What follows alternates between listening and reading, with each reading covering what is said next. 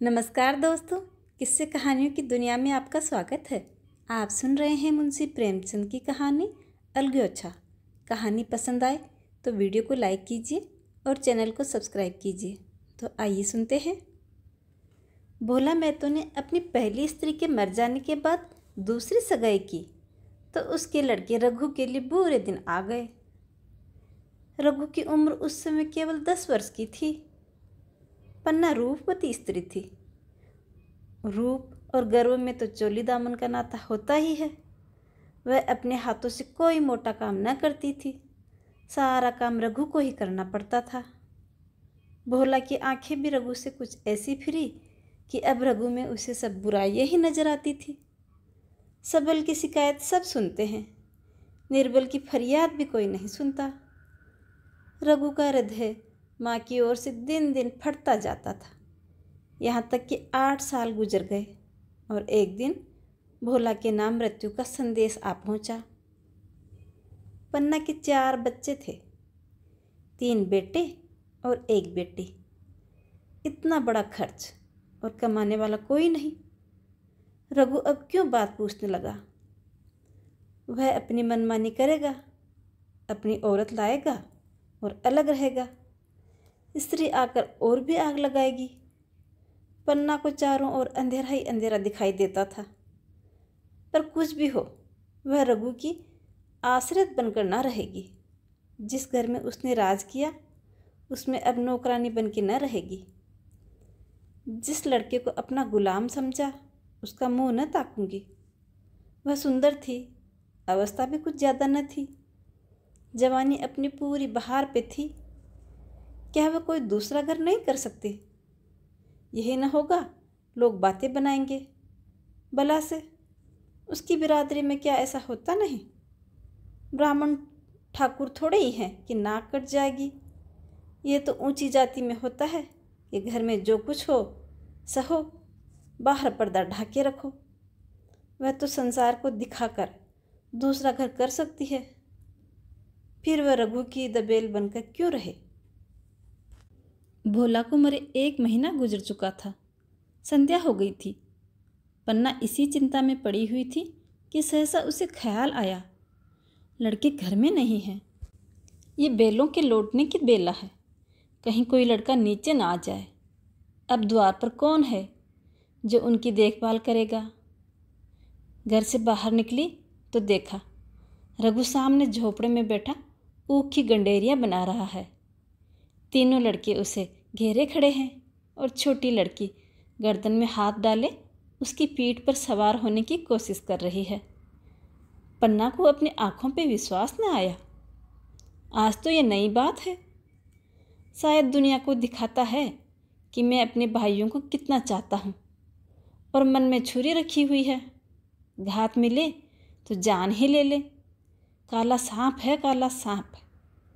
कठोर स्वर में बोली, तुम सब के सब यहाँ क्या करते हो? घर में आओ, सांझ की बेला है, गोरू आते होंगे।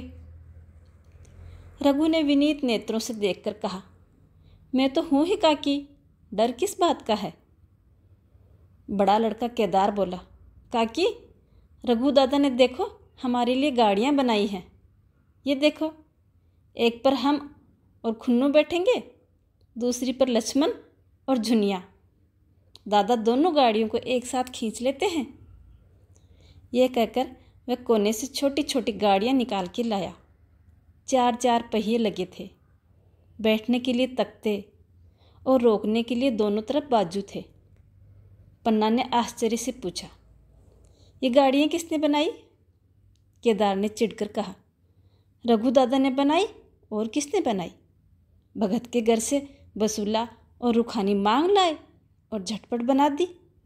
खूब दौड़ती है काकी। बैठ खुन्नू, मैं खींचूं। खुन्नू गाड़ी में बैठ गया। केदार खींचने लगा। चढ़ चढ़ का शोर हुआ, मानो गाड़ी भी इस खेल में लड़कों के साथ शरीक है। बच्चे कितने खुश थे, मानो हवाई जहाज की यात्रा करके लौटे हों। खुन्नू बोला, अब हमारे घर गाय भी आएगी काकी। रघु दादा ने गिरधारी से कहा है कि हमें गाय ला के दे दो।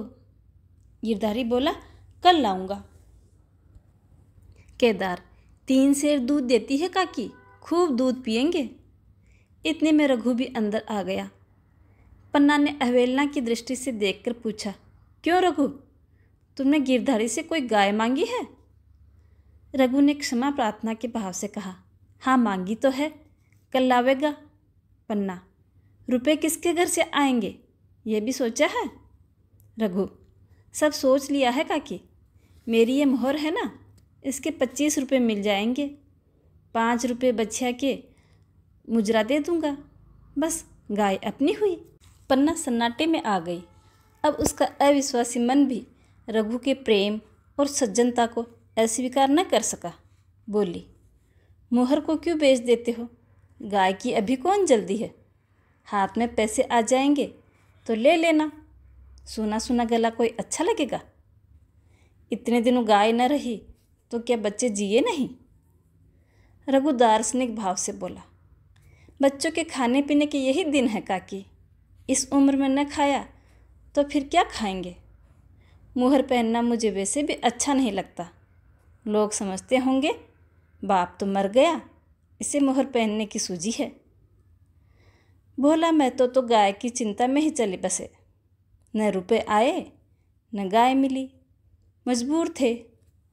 रघु ने वह समस्या कितनी आसानी से हल कर दी। आज जीवन में पहली बार पन्ना को रघु पर विश्वास आया।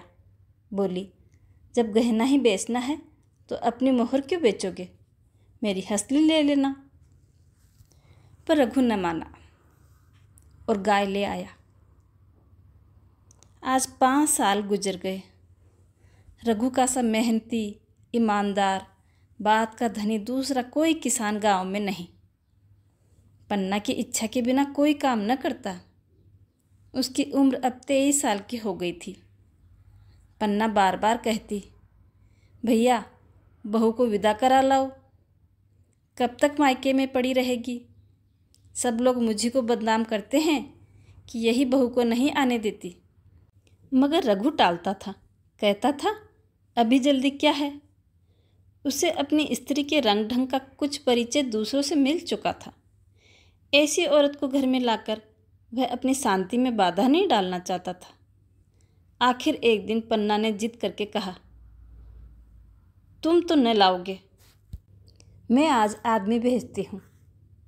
पछताओगी काकी, उसका मिजाज अच्छा नहीं है। तुम्हारी बला से जब मैं उससे बोलूँगी ही नहीं तो क्या वह हवा से लड़ाई करेगी? रोटियां तो बना ही लेगी। मुझसे भीतर बाहर का सारा काम नहीं होता। मैं आज बुला ही लेती हूँ। बुलाना चाहती हो बुला लो, मगर फिर वह न कहना कि यह महरिया को ठीक नहीं करता, उसका गुलाम हो गया। न कहूँगी जाकर 2 साड़ियाँ और मिठाई ले आ। तीसरे दिन मूलिया मायके से आ गई।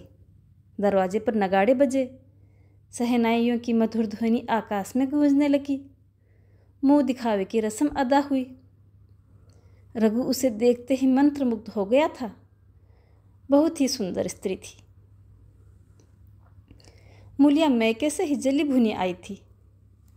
मेरा सोहर छाती फाड़ के काम करे और पन्ना रानी बनी बैठी रहे, उसके लड़के रईसजादे बने हुए घूमे। मूलिया से यह न बर्दाश्त होगा। वह किसी की गुलामी न करेगी। अपने लड़के तो अपने होते ही नहीं, भाई किसके अपने होते हैं? जब तक पर नहीं निकलते रघु को घेरे हुए हैं। जो ही जरा सयाने हुए पर झाड़ के निकल जाएंगे, बात भी न पूछेंगे। उस दिन उसने रघु से कहा, तुम्हें इस तरह गुलामी करनी हो तो तुम करो, मुझसे उम्मीद मत रखना। रघु, तो फिर क्या करूं, तुम ही बताओ। लड़के तो अभी घर का काम करने लायक हुए नहीं। मूलिया, लड़के रावत के हैं, कुछ तुम्हारे नहीं। यही पन्ना है जो तुम्हें दाने दाने को तरसाती थी। सब सुन चुकी हूँ मैं नौकरानी बनकर न रहूँगी। रुपए पैसे का मुझे कुछ हिसाब नहीं मिलता। न जाने तुम क्या लाते हो और वह क्या करती है। तुम समझते हो रुपए घर पे ही हैं, मगर देखना तुम्हें जो एक फूटी कौड़ी भी मिल जाए तो। रघु, रुपए पैसे तेरे हाथ में दे दूंगा तो दुनिया क्या कहेगी, ये तो सोच। मूलिया, दुनिया जो चाहे कहे, दुनिया के हाथों बिकी नहीं हूँ। देख लेना, भाड़ लीप कर हाथ काले ही होते हैं। फिर तुम अपने भाइयों के लिए मरो, मैं क्यों मरूं? रघु ने जवाब न दिया। उसे जिस बात का भय था वह इतनी जल्दी सिर पे आ पड़ी। अब अगर उसने बहुत कोशिश की तो साल 6 महीने और काम चलेगा, बस। आगे ये डोंगा चलता नजर नहीं आता। बकरे की माँ कब तक खैर मनाएगी। एक दिन पन्ना ने महुए का सुखावन डाला। बरसात शुरू हो गई थी। बखार में अनाज गीला हो रहा था। मूलिया से बोली, बहू जरा देखती रहना, मैं तालाब से नहा आऊँ। मूलिया ने लापरवाही से कहा, मुझे नींद आ रही है। तुम बैठकर देखो, एक दिन न नहाओगी तो क्या हो जाएगा। पन्ना ने साड़ी रख दी, नहाने न गई। मूलिया का वार खाली गया। कई दिन के बाद एक शाम को पन्ना धान रोप कर लौटी। अंधेरा हो गया था। दिन भर की भूखी थी। आशा थी बहू ने रोटी बना रखी होंगी, मगर देखा तो यहाँ चूल्हा ठंडा पड़ा था और बच्चे मारे भूख के तड़प रहे थे। मूलिया ने आहिस्ता से पूछा, आज अभी चूल्हा नहीं जला? केदार ने कहा, आज दोपहर को भी चूल्हा नहीं जला था काकी, भाभी ने कुछ बनाया ही नहीं। पन्ना, तो तुम लोगों ने क्या खाया? केदार, कुछ नहीं, रात की रोटियां थी, खुन्नू और लक्ष्मण ने खाई, मैंने सत्तू खा लिया। पन्ना, और बहू? केदार, वह तो पड़ी सो रही है, कुछ नहीं खाया। पन्ना ने उसी वक्त चूल्हा जलाया और खाना बनाने बैठ गई। आटा गूंथती थी, वो रोती थी। क्या नसीब है, दिन भर खेत में जली, घर आई तो चूल्हे के सामने जलना पड़ा। केदार का 14वां साल था। भाभी के रंग ढंग देखकर सारी स्थिति समझ गया। बोला, काकी भाभी अब तुम्हारे साथ रहना नहीं चाहती। पन्ना ने चौंक कर पूछा, क्या कुछ कहती थी? केदार, कहती कुछ नहीं थी, मगर है उसके मन में यही बात। फिर तुम क्यों नहीं छोड़ देती? जैसे चाहे रहें, हमारा भी भगवान है। पन्ना ने दांतों को जीभ से दबाकर कहा, चुप, मेरे सामने ऐसी बात भूलकर भी मत करना। रघु तुम्हारा भाई नहीं, तुम्हारा बाप है। मूलिया से कभी बोलोगे तो समझ लेना मैं जहर खा लूँगी। दशहरे का त्यौहार आया। गांव के सब बच्चे मेला देखने चले। पन्ना भी लड़कों के साथ चलने को तैयार हुई, मगर पैसे कहाँ से आवें? कुंजी तो मूलिया के पास थी। रघु ने आकर मूलिया से कहा, लड़के मेले जा रहे हैं, सबको 2-2 आने, पैसे दे दे। मूलिया ने त्योरियाँ चढ़ाकर कहा, पैसे घर में नहीं हैं। रघु, अभी तो तिलहन बिका था, क्या इतने जल्दी रुपए उठ गए? मूलिया, हाँ उठ गए। रघु, कहाँ उठ गए, जरा सुनूं तो। आज त्योहार के दिन बच्चे मेला देखने न जाएंगे? मूलिया, अपनी काकी से कहो, पैसे निकालेगी, गाड़ के क्या करेगी? खूंटी पर कुंजी लटक रही थी। रघु ने कुंजी उतारी और चाहा कि संदूक खोले कि मूलिया ने हाथ पकड़ लिया और बोली, कुंजी मुझे दे दो, नहीं तो ठीक न होगा। खाने पहनने को भी चाहिए, कागज़ किताब को भी चाहिए, उस पर मेला देखने को भी चाहिए।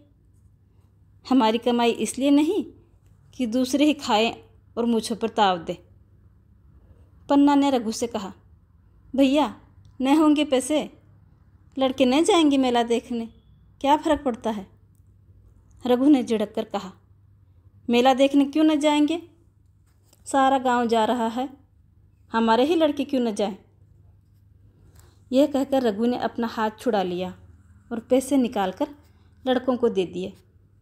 मगर कुंजी जब मूलिया को देने लगा तो उसने उसे आंगन में फेंक दिया और मुंह लपेट के सो गई। लड़के भी मेला देखने न गए। इसके बाद 2 दिन गुजर गए।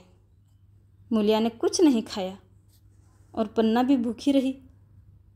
रघु कभी इसे मनाते कभी उसे, पर न यह उठती और न वह।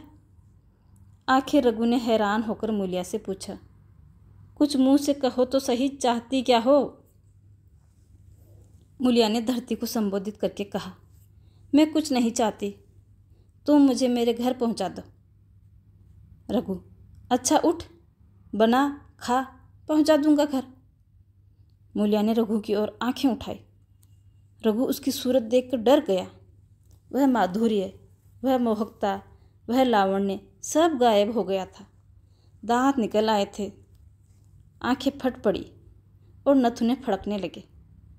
अंगारे किसी लाल आंखों से देखकर बोली, अच्छा तो काकी ने यही सलाह दी है, यही मंत्र पढ़ा के भेजा है? तो यहाँ ऐसी कच्ची कोई नहीं, तुम दोनों की छाती पे मूंग दलूंगी, हो किस फेर में? रघु, अच्छा तो मूंग ही दलना, कुछ खा पी तो ले, तभी तो मूंग दलेगी। मूलिया, अब तो तभी मुंह में पानी डालूंगी जब घर अलग हो जाएगा, बहुत झेल चुकी, अब नहीं झेला जाता। रघु सन्नाटे में आ गया। 1 मिनट तो उसके मुख से आवाज़ ही न निकली। अलग होने की उसने स्वप्न में भी कभी कल्पना न की थी।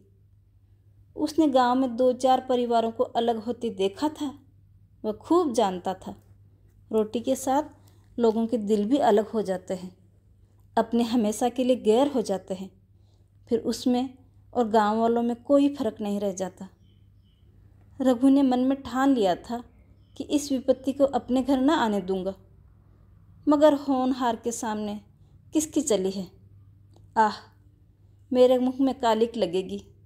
दुनिया यही कहेगी, बाप के मर जाने पर 10 साल भी निबाह न कर सका। फिर किससे अलग हो जाऊं?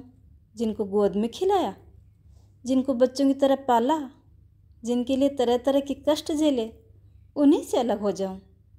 अपने प्यारों को घर से बाहर निकाल करूं? उसका गला फंस गया। कांपते हुए स्वर में बोला, तू क्या चाहती है कि मैं अपने भाइयों से ही अलग हो जाऊं? भला सोच तो, कहीं मुंह दिखाने लायक रहूँगा? मूलिया, तो मेरा इन लोगों के साथ निभाना न होगा। रघु, तो तू अलग हो जा, मुझे अपने साथ मत घसीट। मूलिया, मुझे क्या तुम्हारे घर में मिठाई मिलती है? मेरे लिए क्या संसार में जगह नहीं? रघु, तेरी मर्जी, जहाँ चाहे रह, मैं अपने घर वालों से अलग नहीं हो सकता। जिस दिन इस घर में 2 चूल्हे जलेंगे, उस दिन मेरे कलेजे के 2 टुकड़े हो जाएंगे। मैं ये चोट नहीं सह सकता। तुझे जो तकलीफ़ हो वह मैं दूर कर सकता हूँ। माल असबाब की मालकिन तो तू ही है, अनाज पानी भी तेरे ही हाथ है। अब रह क्या गया? अगर कुछ काम धंधा करना नहीं चाहती तो मत कर।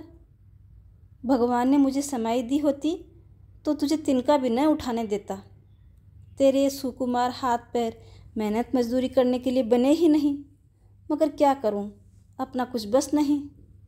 फिर भी तेरा जी कोई काम करने को न चाहे तो मत कर, मगर मुझसे अलग होने को मत कहे, तेरे पैरों पड़ता हूँ। मूलिया ने सिर से आंचल खिसकाया और जरा समीप की शक्कर बोली, मैं काम करने से नहीं डरती, न बैठे बैठे खाना चाहती हूँ, मगर मुझसे किसी की धौंस न सही जाती। तुम्हारी ही काकी घर का कामकाज करती है तो अपने लिए करती है, अपने बाल बच्चों के लिए करती है, मुझ पर कुछ एहसान थोड़ी करती है। फिर मुझ पर धौंस क्यों जमाती है? उन्हें अपने बच्चे प्यारे होंगे, मुझे तो तुम्हारा ही आसरा है। मैं अपनी आंखों से ये नहीं देख सकती कि सारा घर तो चैन करे और जरा जरा से बच्चे तो दूध पिएं, और जिसके बलबूते पर गृहस्थी थमी हुई है वह मट्ठे को भी तरसे, कोई उसका पूछने वाला ही ना हो। जरा अपना मुख तो देखो, क्या हालत हो गई है। मूलिया की ये रसीली बातें रघु पर कोई असर न डाल सकी। वह उसी रुखाई से बोला, मूलिया, मुझसे ये न होगा। अलग होने का ध्यान करते ही मेरा मन न जाने कैसा हो जाता है। ये चोट मुझसे न सही जाएगी। मूलिया ने परिहास करके कहा, तो चूड़ियाँ पहनकर अंदर बैठो, लाओ मैं मुझे लगा लूँ। मैं तो समझती थी कि तुम में कुछ कसबल है, अब देखती हूँ तो नीरे मिट्टी के लोदे हो। पन्ना दालान में खड़ी दोनों की बातचीत सुन रही थी। अब उससे न रहा गया। सामने आकर रघु से बोली, जब वह अलग होने पर तुली हुई है, फिर तुम क्यों ज़बरदस्ती उसे मिलाए रखना चाहते हो? तुम उसे लेकर रहो, हमारे भगवान मालिक हैं। जब मैं तो मर गए थे और कहीं पत्ते की भी छाँव न थी। जब उस वक्त भगवान ने निबाह किया तो अब क्या डर है? अब तो भगवान की दया से 3 लड़के सयाने हो गए हैं। अब कोई चिंता नहीं। रघु ने आंसू भरी आंखों से पन्ना की ओर देखकर कहा, काकी, तुम भी पागल हो गई हो क्या? जानती नहीं, 2 रोटियां होते ही 2 मन हो जाते हैं। पन्ना, जब वह मानती ही नहीं तब तुम क्या करोगे? भगवान की यही मर्जी होगी तो कोई क्या करेगा? तुमने मेरे बाल बच्चों के लिए जो कुछ किया वह मैं भूल नहीं सकती। तुमने इनके सिर पर हाथ न रखा होता तो आज इनकी न जाने क्या गति होती, न जाने किसके द्वार पर ठोकरें खाते होते। भगवान करे तुम दूध नाओ, पूतो फलो। मरते दम तक यही आशीष मेरे रोए रोए से निकलेगी। और अगर लड़के भी अपने बाप के हैं तो मरते दम तक तुम्हारा एहसान मानेंगे। यह कहकर पन्ना रोती हुई वहाँ से चली गई। रघु वही मूर्ति की तरह खड़ा रहा। आसमान की ओर टकटकी लगी थी और आंखों से आंसू बह रहे थे। पन्ना की बातें सुनकर मूलिया समझ गई, अब अपने पोबारा है। चटपट उठी, घर में झाड़ू लगाया, चूल्हा जलाया, कुएं से पानी लाई और रोटियां बनाई। रघु से खूब कहा कि खाना खा लो, पर रघु ने कहा, मुझे भूख नहीं। तुम्हें खाना है, तुम खाओ। मूलिया ने फिर कुछ न कहा, जाकर चूल्हा बुझा दिया, रोटियां उठाकर छींके पे रख दी और फिर सो गई। जरा देर में पन्ना आकर बोली, खाना तो तैयार है, नहाकर खा क्यों नहीं लेते? वह भी तो भूखी ही होगी। रघु ने झुंझलाकर कहा, काकी, तुम घर में रहने दोगी कि मुंह में कालिक लगाकर कहीं निकल जाऊं? खाना तो खाना ही है। आज न खाऊंगा, कल खाऊंगा, लेकिन अभी मुझसे न खाया जाएगा। केदार क्या अभी मदरसे से नहीं आया? पन्ना, अभी तो नहीं आया, आता ही होगा। पन्ना समझ गई, जब तक वह खाना बनाकर लड़कों को न खिलाएगी और खुद न खाएगी, रघु न खाएगा। इतना ही नहीं, उसे रघु से लड़ाई भी करनी पड़ेगी। उसे ये दिखाना पड़ेगा कि मैं ही उससे अलग होना चाहती हूँ, नहीं तो वह इसी चिंता में घुल घुल के प्राण दे देगा। यह सोचकर उसने अलग चूल्हा जलाया और खाना बनाने लगी। इतने में केदार और खुन्नू मदरसे से आ गए। पन्ना ने कहा, आओ बेटा, खा लो, रोटियां तैयार हैं। केदार ने पूछा, भैया को बुला लूं? पन्ना, तुम आकर खा लो, उनकी रोटी बहू ने अलग बनाई है। खुन्नू, जाकर भैया से पूछ ना आऊं? पन्ना, जब उनका जी चाहेगा खाएंगे, तुम बैठकर खाओ। तुम्हें इन बातों में क्या मतलब? जिसका जी चाहेगा खाएगा, जिसका जी न चाहेगा न खाएगा। जब वह और उसकी बीवी अलग रहने पे ही तुले हैं तो कौन मनाए? केदार, तो क्यों अम्मा जी, क्या हम अलग घर में रहेंगे? पन्ना, उनका जी चाहे एक घर में रहें, जी चाहे अलग आंगन में दीवार डाल लें। खुन्नू ने दरवाजे पर झांककर सामने फूस की झोपड़ी देखी। वहीं खाट पर रघु बैठा बैठा नारियल पी रहा था। खुन्नू, भैया तो अभी नारियल लिए बैठे हैं। पन्ना, जब जी चाहेगा खा लेंगे। केदार, भैया ने भाभी को डांटा नहीं? मूलिया अपनी कोठरी में पड़ी सुन रही थी। बाहर आकर बोली, भैया ने तो नहीं डांटा, अब तुम आकर डांट लो। केदार के चेहरे का रंग उड़ गया, फिर जबान न खुली। तीनों लड़कों ने खाना खाया और बाहर निकल गए। अब मूलिया ने जाके रघु से कहा, अब तो उठोगे कि अब भी नहीं? जिनके नाम का फाका कर रहे हो, उन्होंने मज़े से लड़कों को खिलाया और आप खा के आराम से सो रही हैं। रघु ने दांत पीस के कहा, मुझे जला मत मूलिया, नहीं अच्छा ना होगा। खाना कहीं भागा नहीं जाता। एक बेला ना खाऊंगा तो मर तो न जाऊंगा। क्या तू समझती है घर में आज कोई छोटी बात हो गई? तूने घर में चूल्हा नहीं जलाया, मेरे कलेजे में आग लगाई है। मुझे घमंड था कि और चाहे कुछ हो जाए पर मेरे घर में फूट न पड़ेगी, पर तूने मेरा सारा घमंड चकनाचूर कर दिया। देख, अब भी कुछ नहीं बिगड़ा, अपनी हट छोड़ दे। मूलिया, हमारा ही लहू पियो, जो खाने न उठो। रघु ने कानों पे हाथ रख लिए, कहा, यह तूने क्या किया मूलिया? मैं तो उठ ही रहा था। चल खा लूँ, लेकिन इतना कह देता हूँ कि 4 की जगह चाहे 6 रोटियाँ खा लूँ, चाहे तो घी के मटके में ही मुझे डुबो दे, पर यह दाग मेरे दिल पे जो लगा है ना, वो नहीं मिटने वाला।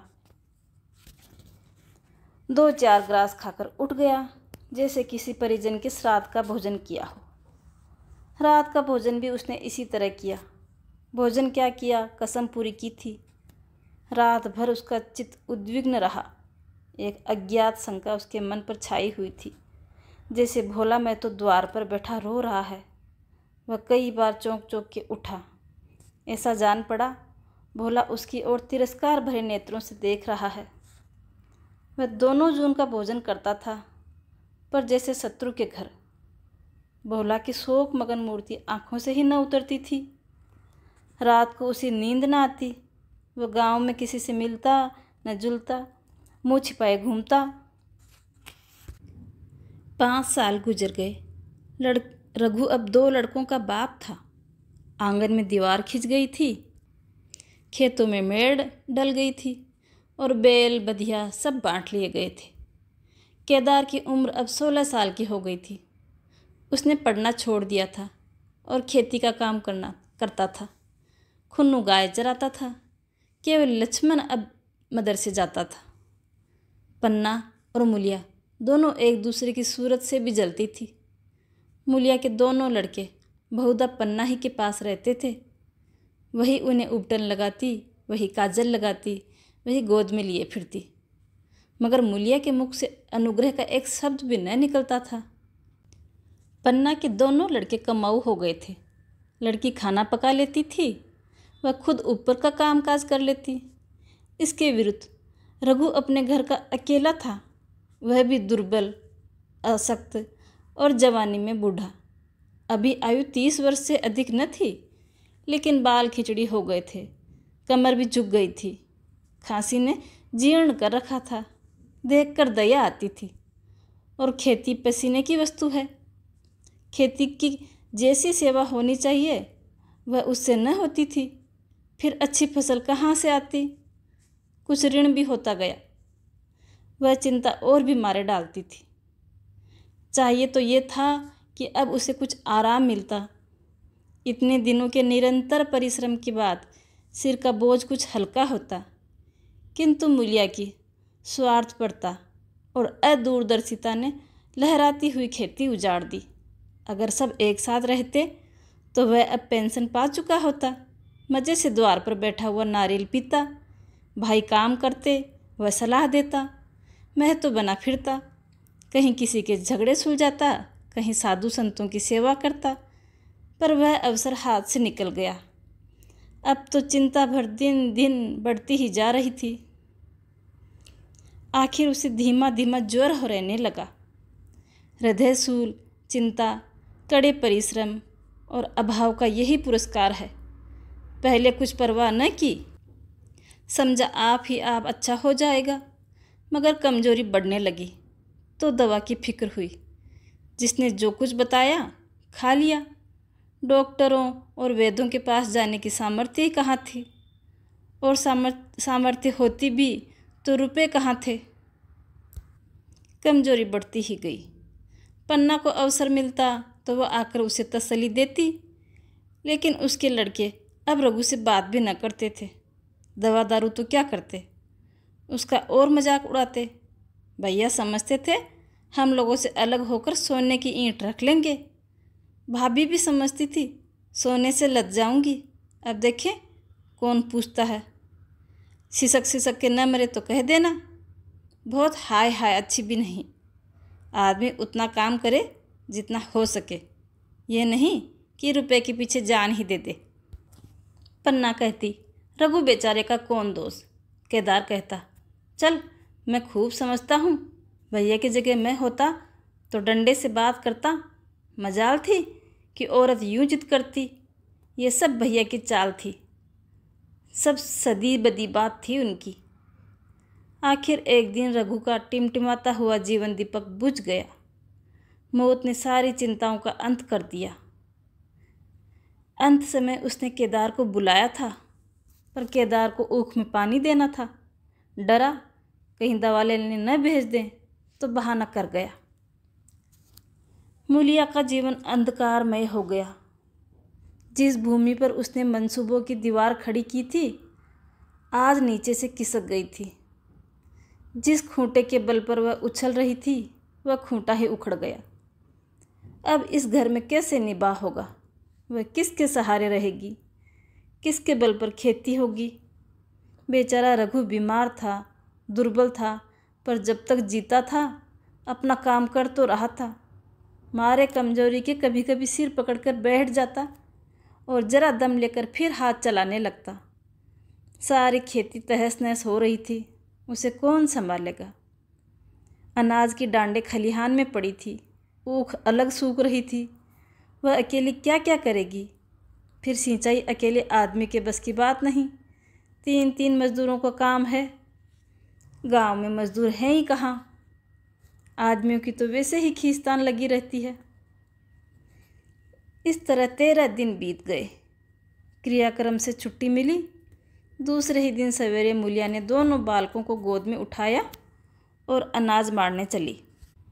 खलिहान में पहुंचकर उसने एक को तो पेड़ के नीचे घास के नरम बिस्तर पर सुला दिया और दूसरे को वहीं बैठाकर अनाज मारने लगी। बैलों को हाँकती थी और रोती थी। क्या इसलिए भगवान ने उसको जन्म दिया था? देखते ही देखते क्या से क्या हो गया। इन्हीं दिनों पिछले साल भी अनाज मारा गया था। वह रघु के लिए लोटे में शरबत और मटर की घुघरी लेके आई थी। आज कोई उसके आगे न पीछे, लेकिन किसी की नौकरानी बन के न रहूँगी। उसे अलग होने का अब भी पछतावा न था। एकाएक छोटे बच्चे का रोना सुनकर उसने उधर ताक के देखा तो बड़ा लड़का उसको चुमकार कर चुप करा रहा था। पर जब बच्चा किसी तरह न चुप हुआ तो वह भी उसके साथ साथ रोने लगा। उसी समय पन्ना दौड़ती हुई आई और छोटे बालक को गोद में उठाकर प्यार करते हुए बोली, लड़कों को मुझे क्यों न दे आई बहू? हाय हाय, अभी बेचारा धरती पर पड़ा लौट रहा है। जब मैं मर जाऊं तो जो चाहे करना, अभी तो जीती हूँ। अलग हो जाने से बच्चे तो नहीं अलग हो गए? मूलिया ने कहा। तुम्हें भी तो छुट्टी नहीं थी अम्मा, क्या करती? पन्ना, तो तुझे यहाँ आने की ऐसी क्या जल्दी थी? डांड मारने जाती, 3-3 लड़के तो हैं और किस दिन काम आएंगे? केदार तो कल ही मारने को कह रहा था, पर मैंने कहा पहले ऊख में पानी दे लो, फिर अनाज मार लेंगे। मड़ाई तो 10 दिन बाद भी हो सकती है। ऊख की सिंचाई न हुई तो सूख जाएगी। कल से पानी चढ़ा हुआ है, परसों तक खेत पूर जाएगा, तब मड़ाई हो जाएगी। तुझे विश्वास न आएगा, जब से भैया मरे हैं केदार को बड़ी चिंता लगी रहती है। दिन में कई बार पूछता है, भाभी ठीक तो है ना अम्मा? लड़के भूखे तो नहीं? कोई लड़का रोता है तो दौड़ आता है, देख अम्मा क्या हुआ, बच्चा क्यों रो रहा है? कल रोकर बोला, अम्मा मैं जानता कि भैया इतनी जल्दी चले जाएंगे तो उनकी सेवा करता। कहाँ जगाए जगाए उठता था, अब देखती हो पहर रात से ही उठकर काम में लग जाता है। खुन्नू कल जरा सा बोला, पहले हम अपने ऊख में पानी दे लेंगे, तब भैया की ऊख में देंगे। इस पर केदार ने ऐसा डांटा कि खुन्नू के मुख से फिर एक बात भी न निकली।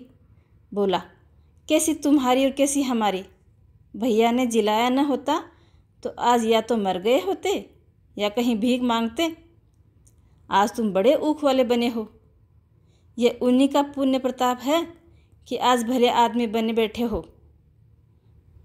परसों रोटी खाने को बुलाने गई तो मड़ैया में बैठा रो रहा था। पूछा, क्यों रोता है बेटा? तो बोला, अम्मा, भैया इसी अलगोछे के दुख से मर गए। नहीं अभी उनकी उम्र ही क्या थी, ये उस वक़्त न सूझा, नहीं उनसे क्यों बिगाड़ करते। यह कहकर पन्ना ने मूलिया की ओर संकेतपूर्ण दृष्टि से कहा, तुम्हें वह अलग न रहने देगा बहू। कहता है भैया हमारे लिए मर गए तो हम भी उनके लिए, बाल बच्चों के लिए मर जाएंगे। मूलिया की आंखों से आंसू बह रहे थे। पन्ना की बातों में आज सच्ची वेदना, सच्ची सांत्वना झलक रही थी। मूलिया का मन कभी उनकी ओर इतनी अच्छी तरह आकर्षित न हुआ था। जिनसे उसे व्यंग्य और प्रतिकार का भाव था, वे इतने दयालु, इतने शुभेच्छुक हो गए थे। आज पहली बार उसे अपने स्वार्थपरता पर लज्जा आई। पहली बार आत्मा ने अलगोचा पर धिक्कारा। इस घटना को हुए 5 साल गुजर गए। पन्ना आज बूढ़ी हो गई। केदार घर का मालिक है, मूलिया घर की मालकिन। खुन्नू और लक्ष्मण के विवाह हो चुके हैं, मगर केदार अभी तक कुंवारा है। कहता है मैं विवाह न करूँगा। कई जगहों से बातचीत हुई, कई सगाई आई, पर उसने हामी न भरी। कहता है औरतों से कौन सा सुख है। मेहरिया घर में आई और आदमी का मिजाज बदला, फिर जो कुछ है मेहरिया ही है। माँ बाप, भाई बंधु सब पराए। जब भैया जैसे आदमी का मिजाज बदल गया तो फिर दूसरों की क्या गिनती। 2 लड़के भगवान के दिए हैं, और क्या चाहिए। बिना ब्याह किए 2 बेटे मिल गए, इससे बढ़कर और क्या होगा। जिसे अपना समझो वह अपना है, जिसे गैर समझोगे वह गैर है। एक दिन पन्ना ने कहा, तेरा वंश कैसे चलेगा। केदार, मेरा वंश तो चल रहा है। दोनों लड़कों को मैं अपना ही समझता हूँ। पन्ना, समझने की ही बात है तो मूलिया को भी अपनी मेहरिया समझते होंगे। केदार ने झेंप कर कहा, तुम तो गाली देती हो अम्मा। पन्ना, गाली कैसी, तेरी भाभी ही तो है। केदार, मेरे जैसे लठ गंवार को वह क्या पूछने लगी। पन्ना, तू करने को कह तो सही, मैं पूछूं। केदार, नहीं अम्मा, कहीं रोने गाने लगे तो। पन्ना, तेरा मन हो तो मैं बातों बातों में उसके मन को टटोलूं। केदार, मैं नहीं जानता, जो तुम चाहो। पन्ना केदार के मन की बात समझ गई। लड़के का दिल मूलिया पर आया हुआ है, पर संकोच और भय के मारे कुछ कहता नहीं। उसी दिन उसने मूलिया से कहा, क्या करूं बहू, मन की लालसा मन में ही रह जाएगी। केदार का घर भी बस जाता तो मैं निश्चित हो जाती। मूलिया, वह तो करने को ही नहीं कहते। पन्ना, कहता है ऐसी औरत मिले जो घर में मेल से रहे तो कर लो। मूलिया, ऐसी औरत कहाँ मिलेगी, कहीं ढूंढो। पन्ना, मैंने तो ढूंढ लिया है। मूलिया, सच, किस गांव की है। पन्ना, अभी न बताऊंगी। ये जानती हूँ कि उससे केदार की सगाई हो जाए तो बस घर बसा का बसा रह जाए, केदार की ज़िंदगी भी सफल हो जाए। न जाने लड़की मानेगी कि नहीं। मूलिया, मानेगी क्यों नहीं अम्मा, ऐसा सुंदर, कमाऊ, सुशील वर पाकर कौन नहीं राजी होगा। इंसान नहीं, उस जन्म का कोई साधु महात्मा है। नहीं तो लड़ाई झगड़े के डर से कौन बिना ब्याह रहता है। कहाँ रहती है, मैं जाकर उसे मना लाऊंगी। पन्ना, तू चाहे तो मना ले, तेरे ऊपर ही है। मूलिया, मैं आज ही चली जाऊंगी अम्मा, उसके पैरों में पड़ जाऊंगी। पन्ना, बता दूं, वह तू ही है। मूलिया लजाकर बोली, तुम तो अम्मा जी गाली देती हो। पन्ना, गाली कैसी, देवर ही तो है। मूलिया, मुझ जैसी बुढ़िया को वह क्यों पूछेंगे। पन्ना, वह तुझी पर दांत लगाए बैठा है, तेरे सिवा और कोई उसे भाती ही नहीं। डर के मारे कहता नहीं, पर उसके मन की बात मैं जानती हूँ। वैधव्य के शोक से मुरझाया हुआ मूलिया का पीत बदन कमल की भांति अरुण हो उठा। 10 वर्षों में जो कुछ खोया था, इसी एक क्षण में मानो ब्याज के समेत मिल गया। वही लावण्य, वही विकास, वही आकर्षण, वही लोच। कहानी में मेरे साथ बने रहने के लिए धन्यवाद।